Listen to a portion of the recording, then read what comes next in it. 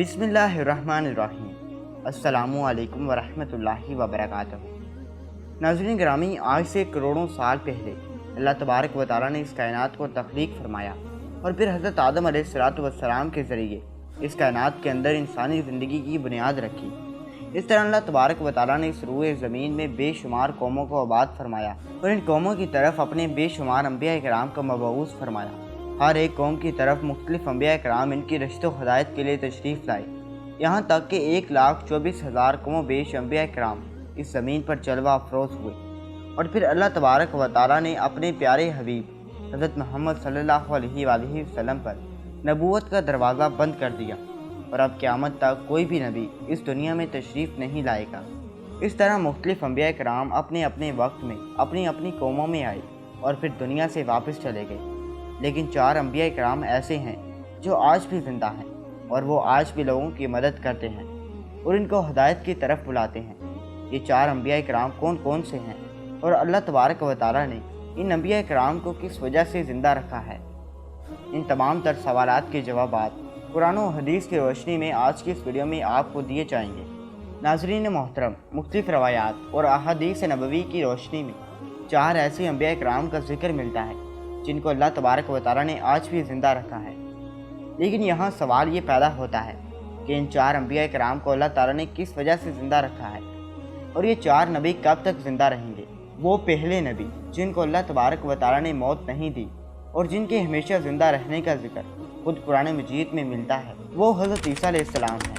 جب حضرت عیسیٰ علیہ السلام نے نبوت کا اعلان کیا تو انہوں نے اپنے ارد گرد کے لوگوں کو جمع کر کے فرمایا کہ میں اللہ تبارک و تعالیٰ کی طرف سے بھیجا ہوا نبی ہوں اور میں دعوت حق دینے کے لیے مبعوث کیا گیا ہوں۔ لیکن جس قوم کی طرف اللہ تعالیٰ نے حضرت عیسیٰ علیہ السلام کو مبعوث فرمایا تھا وہ قوم یہودی قوم تھی، اور ان کی کتاب میں یہ واضح لکھا ہوا تھا کہ اللہ تعالیٰ کا ایک نبی آئے گا جو یہودیوں کے دین کو ختم کر دے گا۔ اسی ڈر کی وجہ سے یہودیوں نے حضرت عیسیٰ علیہ السلام کو قتل کرنے کا منصوبہ بنایا کہ اگر حضرت عیسیٰ علیہ السلام زندہ رہے تو ہمارے دین کو ختم کر دیں گے۔ چنانچہ حضرت عیسیٰ علیہ السلام اللہ تعالیٰ کے حکم کے مطابق ان یہودیوں کو حق کی طرف بلاتے رہے اور دعوت حق دیتے رہے، لیکن وہ بدبخت قوم آپ پر ایمان نہ لائی اور آپ کو جھٹلاتی رہی، آپ پر طعن و تشنیع کرتی رہی۔ جب حضرت عیسیٰ علیہ السلام کو یقین ہو گیا کہ اب یہ لوگ میری کسی بات کا یقین نہیں کریں گے اور اسی طرح جہالت پر ڈٹے رہیں گے، ایک دن آپ نے سب یہودیوں کو اکٹھا کیا اور ان سے کہا کہ آپ میں سے وہ کون ہے جو اللہ تبارک و تعالیٰ پر ایمان لاتا ہے؟ تو ان میں سے 12 یا 18 لوگ ایسے تھے کہ جنہوں نے اس بات کا اقرار کیا کہ ہم اللہ تعالیٰ کی وحدانیت پر ایمان لاتے ہیں، اور کہا کہ ہم مسلمان ہوئے اور یقین کرتے ہیں کہ آپ ہماری بخشش کا ذریعہ بنیں گے۔ ان خوش نصیب لوگوں کے علاوہ باقی تمام لوگوں نے اسلام قبول نہ کیا اور حضرت عیسیٰ علیہ السلام کو اسی طرح جھٹلاتے رہے۔ وہ اپنے سابقہ دین یعنی یہودیت پر قائم رہے۔ چنانچہ جب یہ چند لوگ حضرت عیسیٰ علیہ السلام پر ایمان لے آئے تو یہودیوں نے دیکھا کہ اگر اسی طرح لوگ حضرت عیسیٰ علیہ السلام پر ایمان لاتے رہے تو ہمارا دین تو ختم ہو جائے گا، کیوں نہ ہو کہ حضرت عیسیٰ علیہ السلام کو دعوت حق دینے سے روکا جائے یا معاذ اللہ ان کو قتل ہی کر دیا جائے۔ اس طرح تمام یہودیوں کی مشاورت کے بعد حضرت عیسیٰ علیہ السلام کو قتل کرنے کا منصوبہ بنا لیا گیا۔ چنانچہ یہودیوں نے ایک توتیانوس نامی شخص کو مقرر کیا کہ وہ حضرت عیسیٰ علیہ السلام کو قتل کرتے۔ ادھر جب توتیانوس حضرت عیسیٰ علیہ السلام کے پاس ان کو قتل کرنے کے ارادے سے جا رہا تھا تو ادھر اللہ تبارک و تعالیٰ نے ایک فرشتے کو حکم دیا کہ جاؤ اور حضرت عیسیٰ علیہ السلام کو آسمان کی طرف اٹھا لاؤ۔ وہ فرشتہ اللہ تعالیٰ کے حکم کی تعمیل کرتے ہوئے حضرت عیسیٰ علیہ السلام کی طرف گیا اور حضرت عیسیٰ علیہ السلام کو اپنے ساتھ آسمانوں کی طرف لے گیا۔ جب آپ آسمانوں پر پہنچے تو آپ کی ملاقات آپ کی والدہ یعنی حضرت مریم رضی اللہ تعالیٰ عنہا سے ہوئی۔ اس وقت آپ کی والدہ نے آپ کو گلے لگا کر پیار کیا تو آپ نے اپنی والدہ سے فرمایا، اے اماں جان، اب ہماری ملاقات روز قیامت ہی ہوگی۔ اس طرح جب حضرت عیسیٰ علیہ السلام آسمان کی طرف اٹھا لیے گئے تو اس وقت ان کی عمر مبارک 33 سال تھی۔ حضرت جبرائیل علیہ السلام آپ کو بدلی کے ذریعے آسمان پر لے گئے تھے، اور ادھر یہودی باہر کھڑے ہو کر اس شخص کا انتظار کر رہے تھے جس شخص کو انہوں نے حضرت عیسیٰ علیہ السلام کو قتل کرنے کے لیے بھیجا تھا، کہ نہ جانے کب توتیانوس حضرت عیسیٰ علیہ السلام کو معاذ اللہ قتل کر کے آئے گا۔ اس طرح جب کافی دیر گزر گئی لیکن وہ شخص واپس نہ آیا تو اس وقت تمام یہودی حضرت عیسیٰ علیہ السلام کے گھر کی طرف گئے، آخر دیکھیں کہ معاشرہ کیا ہے۔ تو انہوں نے وہاں ایک شخص کو پایا جس کا چہرہ حضرت عیسیٰ علیہ السلام کے جیسا تھا۔ انہوں نے اس کو قتل کر دیا اور قتل کرنے کے بعد انہوں نے دیکھا کہ یہ چہرہ تو حضرت عیسیٰ علیہ السلام کے جیسا ہے، پر یہ تو ہمارا بھیجا ہوا وہ شخص ہے، یعنی طوطیانوس ہے، جس کو ہم نے حضرت عیسیٰ علیہ السلام کو قتل کرنے کے لیے بھیجا تھا۔ یہ ماجرا دیکھ کر تمام یہودی پریشان ہو گئے اور دو گروہوں کے اندر تقسیم ہو گئے، اور تمام یہودی آپس میں ہی لڑنے اور جھگڑنے لگے۔ اس لڑائی کے اندر بہت سے یہودیوں کا قتل عام ہوا، جس طرح کہ اللہ تبارک و تعالیٰ سورۃ النساء کے اندر فرماتا ہے، اور ان کے اس کہنے کی وجہ سے ہم نے اللہ تعالیٰ کے رسول حضرت عیسیٰ علیہ السلام کو قتل کر ڈالا، حالانکہ انہوں نے ان کو قتل نہ کیا اور نہ ہی انہیں سولی چڑھایا، مگر ان کے لیے کسی کو حضرت عیسیٰ علیہ السلام کا ہمشکل بنا دیا گیا۔ اور بے شک جو لوگ ان کے بارے میں اختلاف کر رہے ہیں وہ شک میں پڑے ہوئے ہیں اور ان کے پاس کچھ بھی علم نہیں، مگر یہ لوگ گمان کی پیروی کر رہے ہیں، بلکہ اللہ تعالیٰ نے حضرت عیسیٰ علیہ السلام کو آسمانوں کی طرف اٹھا لیا تھا اور یقیناً وہ قتل نہیں کیے گئے، اور اللہ تعالیٰ غالب حکمت والا ہے۔ حدیث نبوی صلی اللہ علیہ وآلہ وسلم ہے کہ نبی کریم صلی اللہ علیہ وآلہ وسلم نے ارشاد فرمایا کہ حضرت عیسیٰ علیہ السلام قیامت سے پہلے زمین پر تشریف لائیں گے اور سنت نبوی کے مطابق زندگی گزاریں گے۔ حضرت عیسیٰ علیہ السلام اس سلیب کو توڑیں گے اور دجال کا جڑ سے خاتمہ کریں گے، اور حضرت عیسیٰ علیہ السلام تقریباً 7 برس اس دنیا میں زندگی گزاریں گے اور اللہ تعالیٰ کے دین کو عام کریں گے۔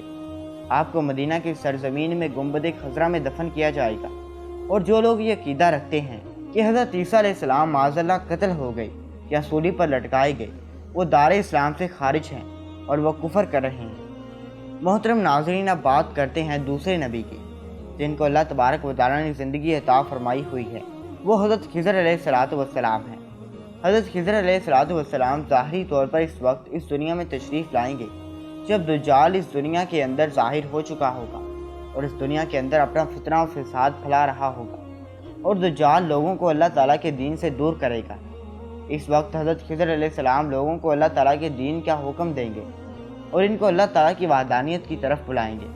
اور ایک دوسری روایت میں آتا ہے کہ حضرت محمد صلی اللہ علیہ وآلہ وسلم اپنے صحابہ کو حضرت خضر علیہ السلام کا قصہ سنا رہے تھے کہ آپ صلی اللہ علیہ وآلہ وسلم نے فرمایا، حضرت خضر علیہ السلام کا باپ ایک بادشاہ تھا جو حضرت خضر علیہ السلام کو اپنی بادشاہت سے نوازنا چاہتا تھا، لیکن حضرت خضر علیہ السلام کو دنیا کی بادشاہت پسند نہ آئی، تو حضرت خضر علیہ السلام نے اپنے والد کی سلطنت کا جانشین بننے سے انکار کر دیا اور اپنے والد سے ناراض ہو کر جنگلوں کی طرف چلے گئے جہاں ان کو کوئی بھی ڈھونڈ نہ سکا، اور وہاں آپ عبادت الہی میں مصروف ہو گئے۔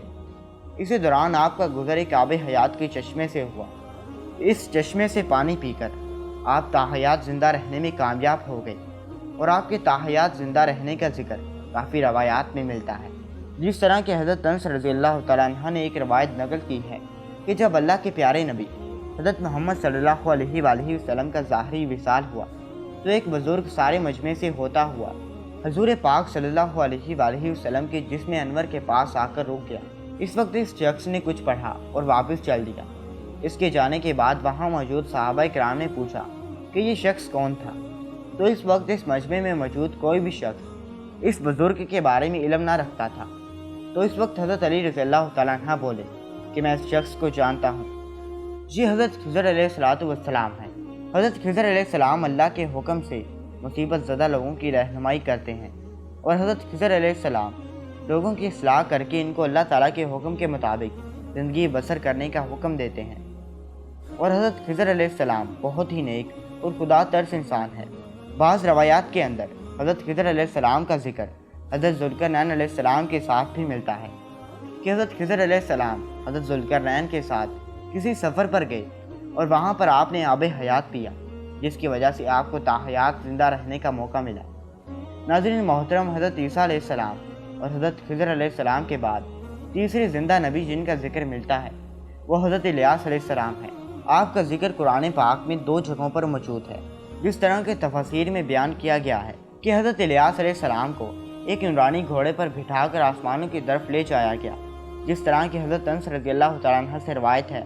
وہ فرماتے ہیں کہ میرا اور حضور اکرم صلی اللہ علیہ وآلہ وسلم کا گزر ایک پہاڑی سے ہوا۔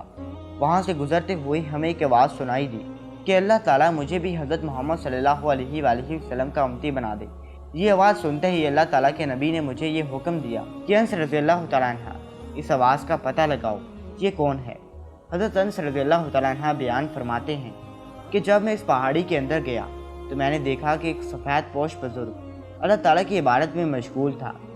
جب اس نے مجھے دیکھا اور کہا کہ اے بندے، تو محمد صلی اللہ علیہ وآلہ وسلم کا صحابی ہے، تو اس وقت حضرت انس رضی اللہ تعالیٰ عنہ نے جواب دیا، جی ہاں۔ اس بندے نے کہا کہ میرا سلام حضرت محمد صلی اللہ علیہ وآلہ وسلم کو پہنچا دو، اور محمد صلی اللہ علیہ وآلہ وسلم کی بارگاہ میں عرض کرنا کہ حضرت الیاس علیہ السلام آپ سے ملنا چاہتے ہیں۔ میں نے واپس آ کر حضرت الیاس علیہ السلام کا پیغام حضور پاک صلی اللہ علیہ وآلہ وسلم کی خدمت میں پیش کیا تو حضور پاک صلی اللہ علیہ وآلہ وسلم میرے ساتھ وہاں چلے گئے۔ جب ہم لوگ حضرت الیاس علیہ السلام کے پاس پہنچے تو میں پیچھے کھڑا ہو گیا، تو حضور پاک صلی اللہ علیہ وآلہ وسلم اور حضرت الیاس علیہ السلام کافی دیر تک آپس میں بات کرتے رہے۔ اللہ تعالیٰ کی طرف سے ان پر آسمان سے کھانا نازل ہوا تو حضرت محمد صلی اللہ علیہ وآلہ وسلم نے مجھے بھی پاس بلا لیا اور ہم تینوں نے مل کر کھانا کھایا۔ جب کھانا ختم ہوا تو میں نے دیکھا کہ آسمان سے ایک سفید پرندہ آ رہا ہے۔ وہ پرندہ حضرت الیاس علیہ السلام کے پاس آیا۔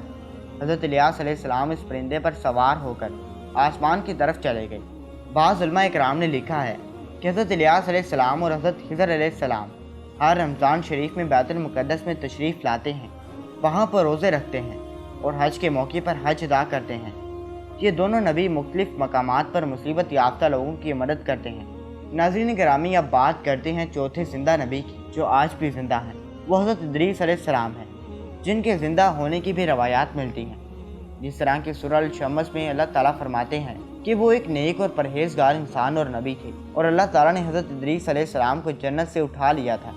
شب معراج کی رات چوتھے آسمان پہ حضرت محمد صلی اللہ علیہ وآلہ وسلم اور حضرت ادریس علیہ السلام کی ملاقات ہوئی تھی۔ حضرت ادریس علیہ السلام کا چھٹے آسمان پر ہونے کا ذکر بھی ملتا ہے۔ حضرت ادریس علیہ السلام زمین کے سیر و سیاحت کے ساتھ ساتھ اللہ کے ذکر میں مشغول رہا کرتے تھے۔ حضرت ابن عباس رضی اللہ تعالیٰ عنہ فرماتے ہیں کہ حضرت ادریس علیہ السلام ایک درزی کا کام کیا کرتے تھے۔ آپ کپڑوں کو سلائی کرتے جاتے اور اللہ تعالیٰ کا ذکر بلند کرتے جاتے۔ جب شام ہوتی تو آپ کی نیکیاں بے تحاشا ہو جاتی۔ زمین پر رہنے والے انسانوں میں سب سے زیادہ نیکیاں حضرت ادریس علیہ السلام کی ہوتی اور آپ کی نیکیاں اللہ تعالیٰ کے ہاں شمار ہو جاتی۔ حضرت ادریس علیہ السلام کو زندہ آسمانوں کی طرف اٹھا لیا گیا تھا۔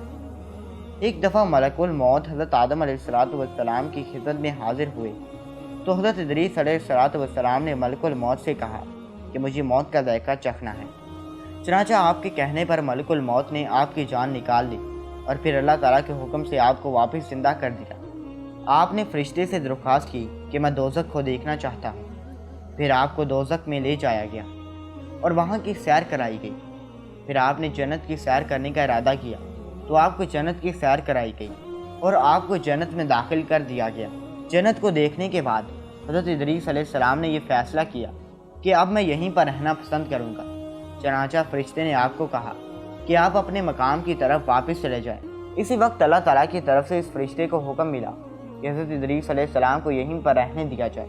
اس طرح جب حضرت ادریس علیہ السلام نے موت کا ذائقہ چکھا تو اللہ تعالیٰ کا وہ حکم بھی پورا ہو گیا، کل نفس ذائقۃ الموت، کہ ہر جاندار کو موت کا ذائقہ چکھنا ہے۔ چنانچہ حضرت ادریس علیہ السلام کی روح جب قبض کر لی گئی تو اللہ تعالیٰ کی اس حکم کی تکمیل ہو گئی اور پھر دوبارہ زندہ ہو کر آپ جنت میں داخل ہو گئے۔